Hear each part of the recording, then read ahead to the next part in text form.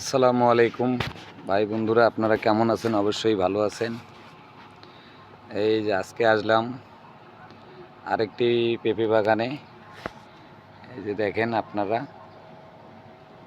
এই যে দেখেন আজকে আসলাম পেঁপে বাগানে। যে ছোট ছোট গাছ, কি পরিমাণ পেঁপে ধরছে দেখেন,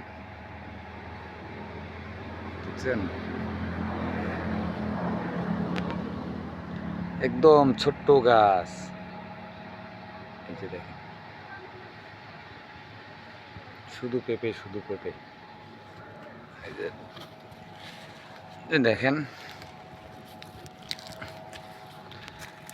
কতগুলো পেঁপে ধরেছে। এই যে দেখেন, এই যে